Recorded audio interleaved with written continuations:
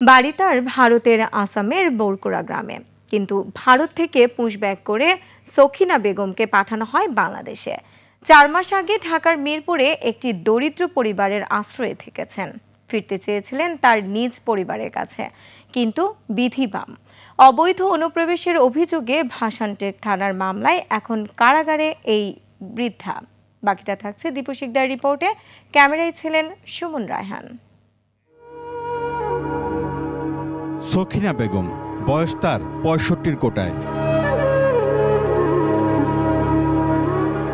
নিজ পরিবারের সঙ্গে ভারতের আসামে তার বসবাস, কিন্তু 4 মাস আগে ভাসানটেক এলাকায় রাস্তার ধারে তাকে আবিষ্কার করে সেখানকার এক বাসিন্দা। বস্তির বাসিন্দারা জানান সেই সখিনা বেগম সম্পর্কে।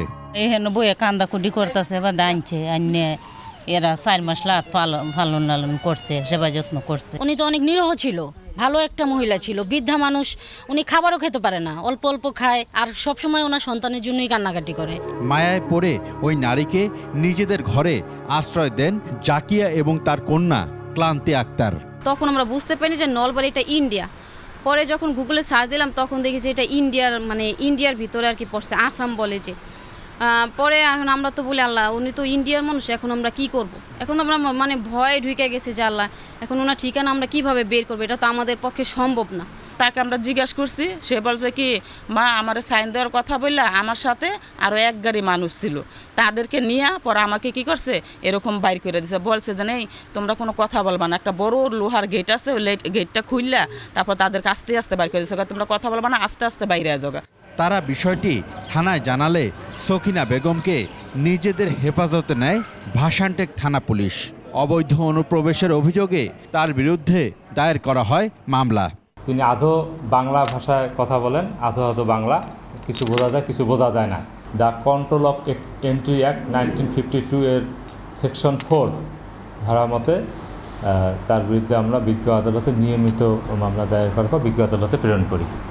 এখন তিনি আদালতের মাধ্যমে জেল হাজতে আছেন। আর মামলা হয় আসামের ওই নারীকে ভারতের হাতে তুলে দেওয়াটা কঠিন হবে। সখিনা বেগম এখন জেল হাজতে আছে, তার বিষয়ে মামলাটি চলবে। পরবর্তীতে যদি প্রমাণ করতে পারে যে তাকে বিভিন্ন দেশে পশ্চিম বাংলাদেশে সে আসে নাই, তাকে পশ্চিম করে বাংলাদেশে প্রেরণ করা হয়েছিল, তো সে পর্যায়ে দুই দেশের কূটনৈতিক পর্যায়ে আলোচনা করে। ভারতীয় পুলিশ ও ভারতীয় সীমান্তরক্ষী বিএসএফ এর নির্মমতায় এই ভারতীয় নারী এখন দিন কাটাচ্ছেন বাংলাদেশের কারাগারে, আর তার সন্তানরা রয়েছে ভারতে। দীপু শিকদার, 21 টেলিভিশন, ঢাকা।